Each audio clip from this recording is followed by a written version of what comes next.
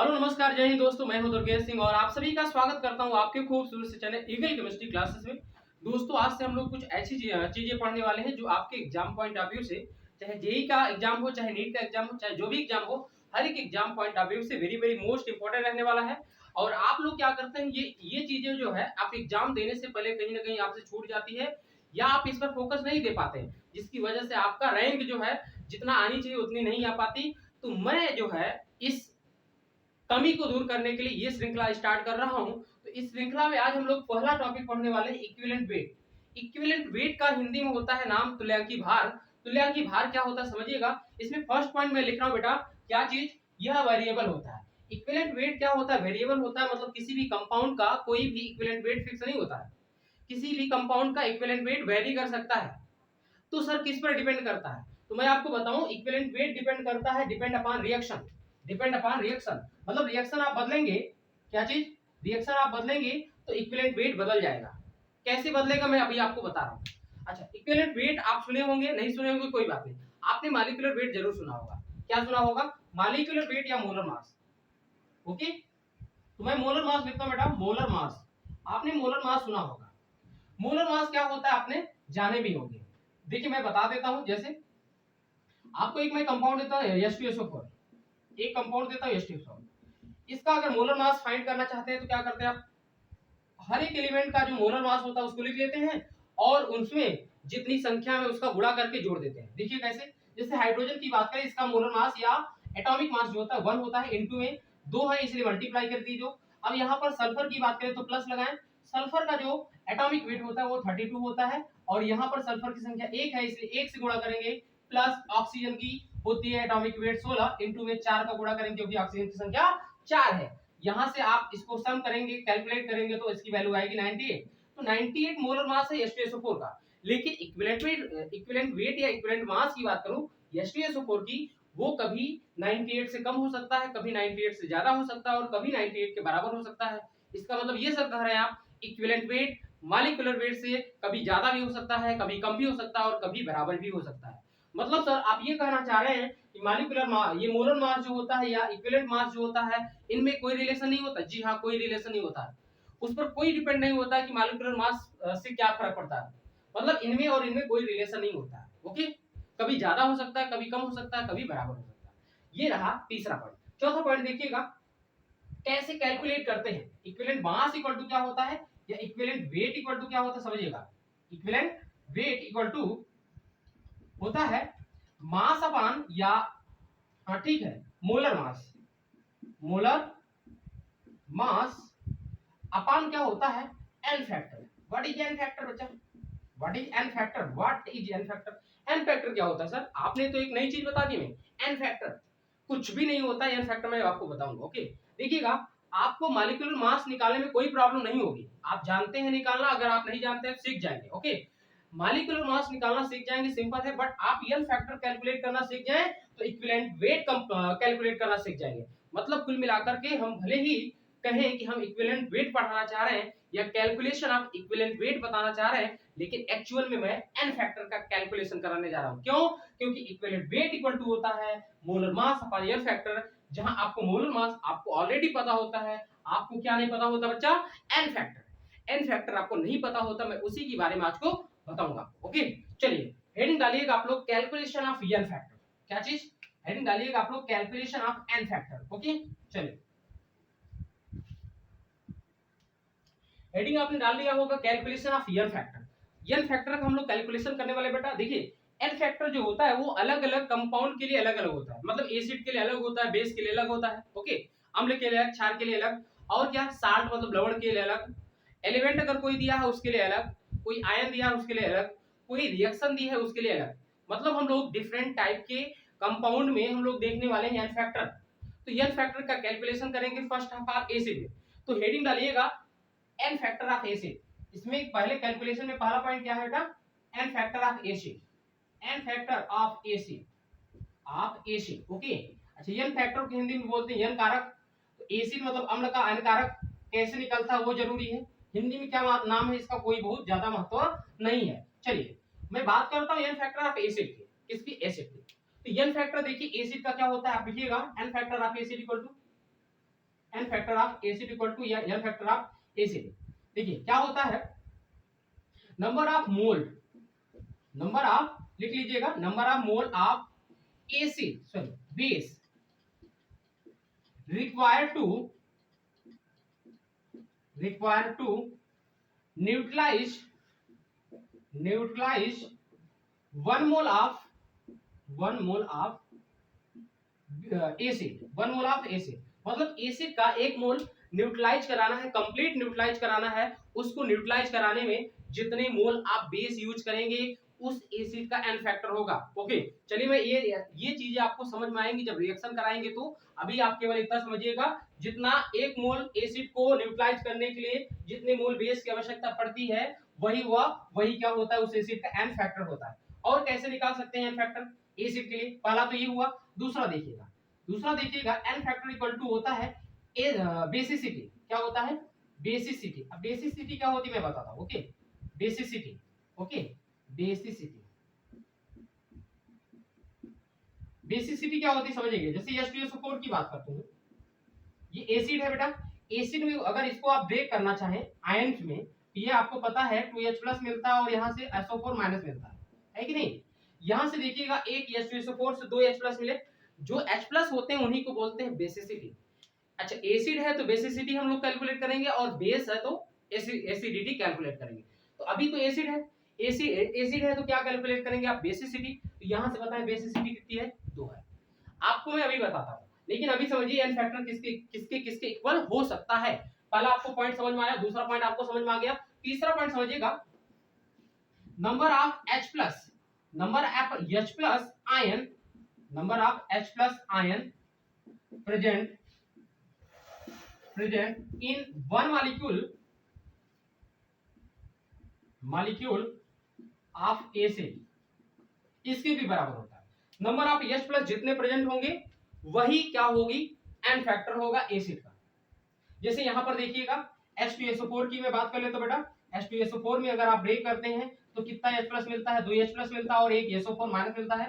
इससे तो हमसे मतलब नहीं है, हमसे मतलब इससे, यहां से बताएं एक H2SO4 से कितने H+ मिले आपको, 2 मिले कि नहीं। तो यहां से एन फैक्टर कितना हो जाएगा, तो एन फैक्टर आप देखिएगा क्या होता है, number of mole of base required to neutralise 1 mole of acid. Acid के 1 मोल को न्यूट्रलाइज करने के लिए जितने मोल बेस की आवश्यकता पड़ती है एन फैक्टर होता है। या आप कह सकते हैं बेसिसिटी जितनी भी एसिड की होती है वो एन फैक्टर होता है। या आप कह सकते हैं number of H+ ion present in 1 mole of acid. Acid के 1 मोल में या एक मॉलिक्यूल में नंबर ऑफ कितने H+ हैं उनकी संख्या उस एसिड की एन फैक्टर हो सकती है। ओके, चलिए अब मैं क्या करता हूं, आपको एग्जांपल बताता हूं, उसमें समझाता हूं। चलिए आप लोग देखिएगा, आप लोग क्या करिएगा, इधर लिख लीजिए एसिड। ओके बेटा, इधर लिख लीजिए एसिड, इधर लिख लीजिए एन फैक्टर। क्या लिख लीजिए आप, एन फैक्टर।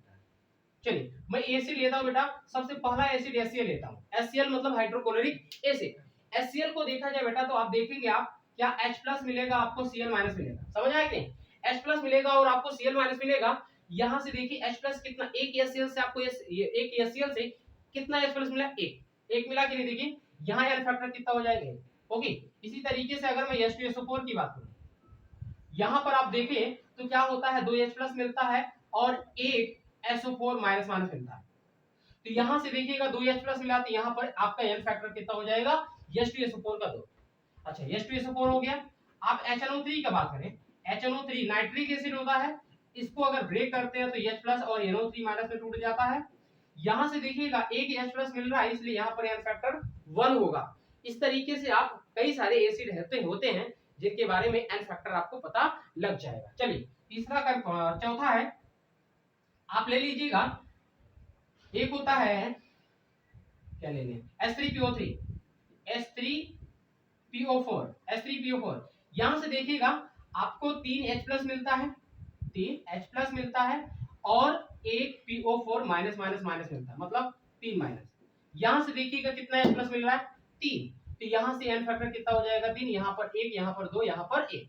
अच्छा मैं एक और कंपाउंड लेता हूं बेटा, क्या लेता हूं देखिएगा, H3PO3, H3PO3। आपको यहां लग रहा होगा कि एन फैक्टर सर यहां 3 होना चाहिए, बट आपको मैं बताऊं तो ये एन फैक्टर 3 नहीं होता। क्यों नहीं होता समझिएगा, अगर आप इसका स्ट्रक्चर ड्रा करना चाहें, समझिए यहाँ फास्फोरस होता है, यहाँ इस तरीके से ऑक्सीजन होता है और यहाँ OH जुड़ा होता है। यहाँ से इस तरीके से OH जुड़ा होता है, यहाँ डबल बॉन्ड O होता है। ओके, यहाँ पर क्या होता है, H होता है। देखिए फास्फोरस की जो वैलेंसी होती है, संयोजकता होती है, वो 5 होती है, मतलब 5 बॉन्ड बनाता है। अब देखिएगा 2 बॉन्ड ऑक्सीजन से बनाया हुआ, एक बॉन्ड इधर OH से, एक बॉन्ड इधर OH से, एक बॉन्ड इधर हाइड्रोजन से। और आपको पता है कि जो हाइड्रोजन ऑक्सीजन से अटैच होते हैं, जो हाइड्रोजन ऑक्सीजन से अटैच होते हैं, वही H+ में तब्दील होते हैं, वही H+ के रूप में बाहर निकलते हैं, अदरवाइज बाहर नहीं निकलेगा। इसका मतलब समझ जाइए, यहाँ पर OH में जो H है वो निकल सकता है, और यहाँ पर जो OH में H है वो निकल सकता है। इसका मतलब कौन कौन निकल पाया, ये और ये। तो यहाँ से बताएं कितने H+ निकल सकते हैं, केवल और केवल 2। ये बिल्कुल नहीं निकालिएगा, क्योंकि ये डायरेक्ट किससे जुड़ा है, फास्फोरस से। फास्फोरस ऑक्सीजन के कंपैरिजन में एक लेस इलेक्ट्रोनेगेटिव एलिमेंट है, क्योंकि H+ तभी निकलता है जब वो मोर इलेक्ट्रोनेगेटिव एलिमेंट से अटैच्ड हो। ओके, तो यहाँ से देखिएगा ऑक्सीजन हाइड्रोजन, देखा जाए हाइड्रोजन से ऑक्सीजन बहुत ज्यादा इलेक्ट्रोनेगेटिव है, तो इसका मतलब हाइड्रोजन मोर इलेक्ट्रोनेगेटिव एलिमेंट से अटैच है। इसलिए अगर H यहाँ से निकलेगा तो H+ के रूप में निकलेगा। इसका मतलब यहाँ से H+ के रूप में निकलेगा, बट यहाँ नहीं निकल पाएगा। तो नंबर आप H+ कितने मिले आपको, 2। यहाँ से नंबर आप H+ कितने मिलेंगे, 2। नंबर आप H+ कितने मिलेंगे, 2। H+ 2H+ होगा, प्लस क्या होगा, HPO3 माइनस माइनस।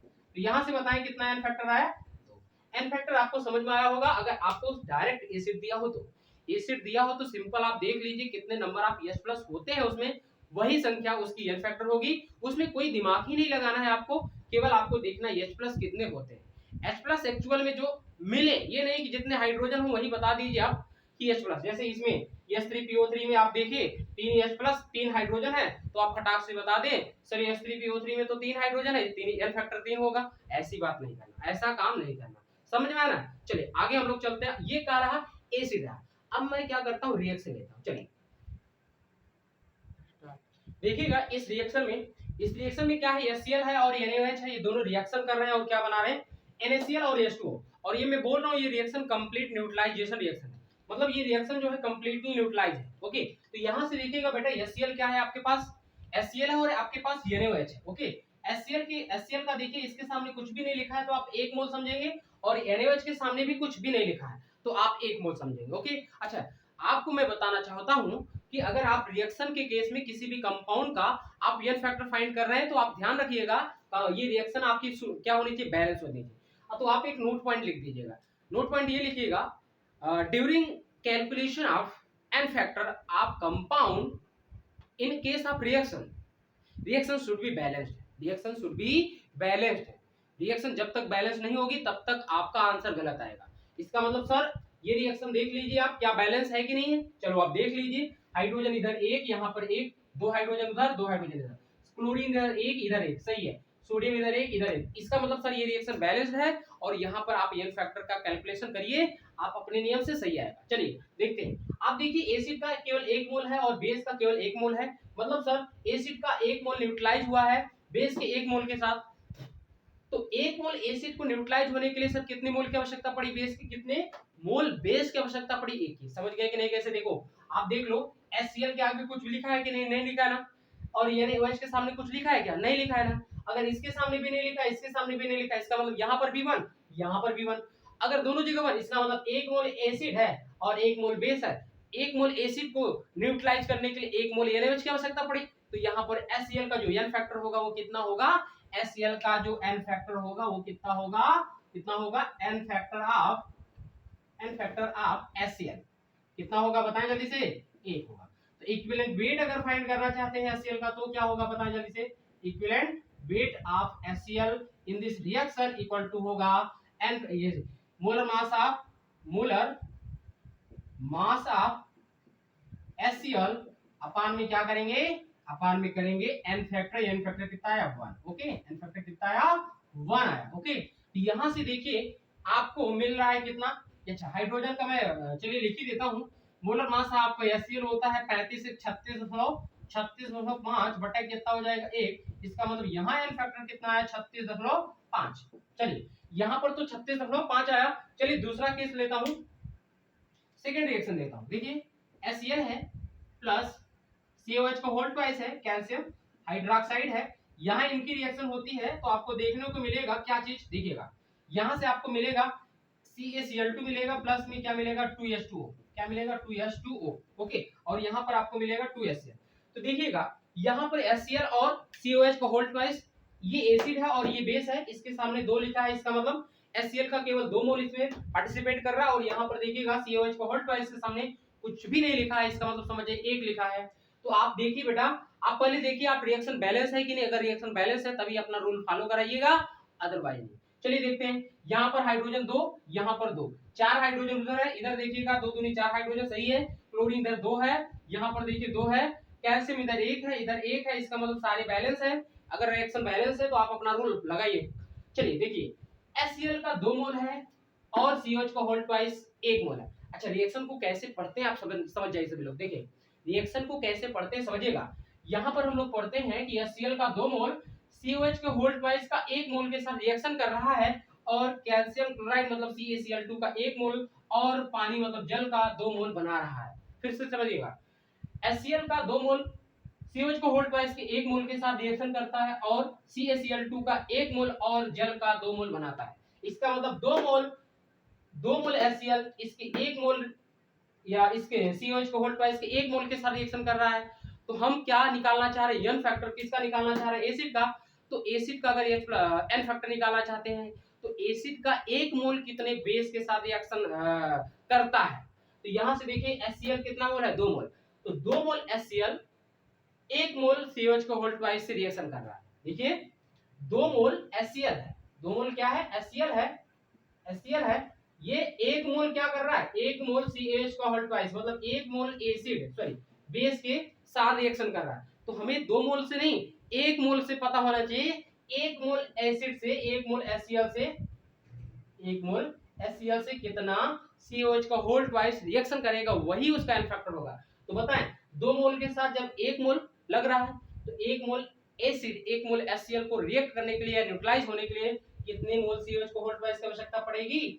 जब 2 के लिए 1 तो 1 के लिए आधा, क्या हो जाएगा 1/2। तो इसका मतलब यहाँ पर HCl का जो एन फैक्टर होने वाला है वो कितना होने वाला है, एन फैक्टर आप HCl आप बोलिए कितना होगा, जल्दी से बोलिए, HCl कितना होगा, 1 होगा।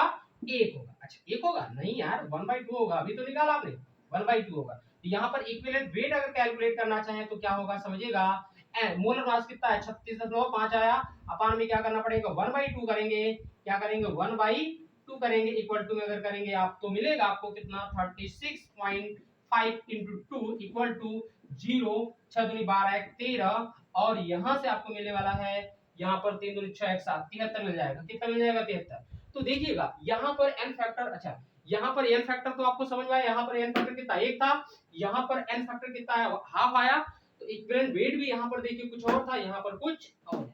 Equivalent weight reaction to reaction बदल गई, आपने HCl का ही इक्विवेलेंट वेट निकाला, बट अलग अलग रिएक्शन में अलग अलग प्रकार की आई इक्विवेलेंट, समझ में आया। इसका मतलब इक्विवेलेंट वेट वेरिएबल होता है, वो डिपेंड किस पर किया, रिएक्शन पर किया। यहाँ पर देखिए रिएक्शन बदल गई, आपका इक्विवेलेंट वेट बदल गया। आपको समझ में आ गया। चलिए एक मैं और रिएक्शन लेता हूं इसी HCl का, फिर दिखाता हूं। चलिए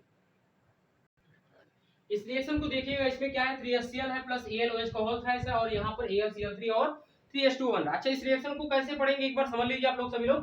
देखिएगा यहाँ पर HCl का 3 मोल AlOH के होल ट्वाइस के 1 मोल के साथ रिएक्शन करता है, तो AlCl3 का 1 मोल और H2O का 3 मोल बनाता है। इस तरीके से आप पढ़ेंगे। यहाँ पर देखिए ये रिएक्शन आपको मैं बताऊं तो ये बैलेंस है, देख लीजिएगा हाइड्रोजन 3 यहाँ पर 3 यहाँ पर 6, यहाँ पर 3 दूनी 6, यहाँ पर क्लोरीन देखिए 3, यहाँ पर देखिए 3, यहाँ एल्यूमिनियम 1, यहाँ पर 1, ऑक्सीजन देखिए यहाँ पर 3 है, यहाँ पर कितना है 3 है। मतलब सारे एलिमेंट बराबर है दोनों तरफ। इसका मतलब समझ जाइए रिएक्शन आपकी संतुलित है, बैलेंस है। आप अपना रूल अप्लाई करिए। चलिए अप्लाई क्या करना है बेटा आप समझिएगा। यहाँ पर देखिएगा 3 मोल HCl है और यहाँ पर 1 मोल AlOH का होता है, मतलब बेस है। तो 1 मोल एसिड नहीं है, 3 मोल एसिड, 3 मोल एसिड को न्यूट्रलाइज करने के लिए कितना मोल बेस की आवश्यकता पड़ी, 1।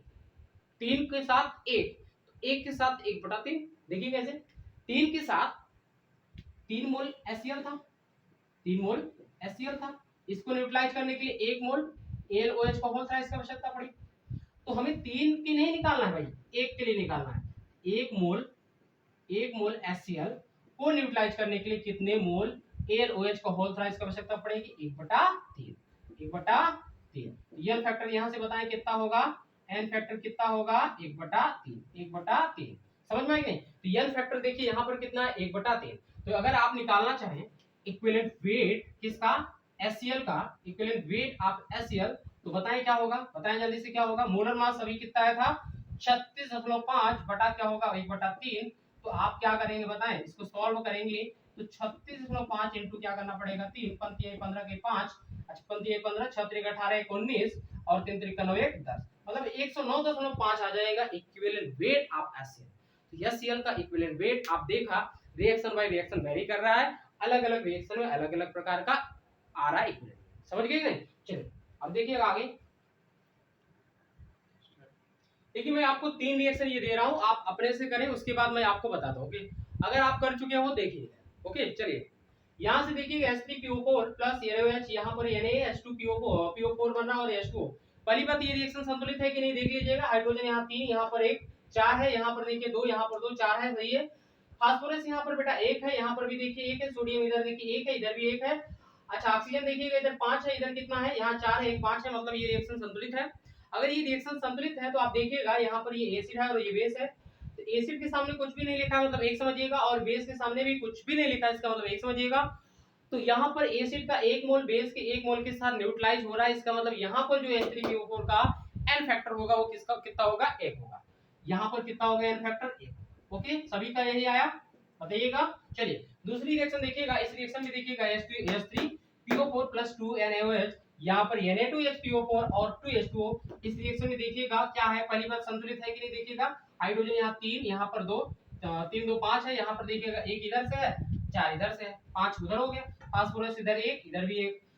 ऑक्सीजन इधर 4, इधर 2, 4 2 6, इधर भी देखिएगा 4, इधर 2 तो 6, मतलब कुल मिलाकर ये रिएक्शन आपकी संतुलित है। अब आप क्या करिएगा H3PO4 का एन फैक्टर, तो एन फैक्टर कितना होगा आप सभी ने निकाल लिया होगा, कितना होगा 2 होगा सर, 2 होगा जी।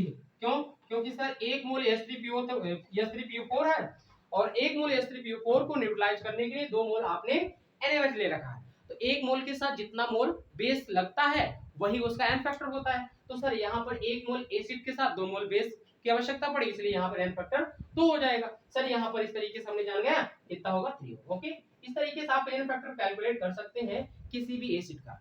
एसिड के केस की मैं पूरी की पूरी बात कर ली बेटा। अब मैं अगली वीडियो में बात करूंगा आपका N factor of base, N factor of salt, N factor of ion, N factor of element. अगली वीडियो में ये हो जाएगा, उसके अगले वीडियो में आपका एन फैक्टर हो जाएगा किसी रिडॉक्स रिएक्शन का, किसी ऑक्सीडेशन रिएक्शन का, कॉम्बिनेशन रिएक्शन का, सेल्फ ऑक्सीडेशन, सेल्फ रिडक्शन, ये सारी चीजें हम लोग इसके नेक्स्ट वीडियो में करने वाले हैं। तो जय हिंद दोस्तों, हम लोग मिलेंगे अगली वीडियो।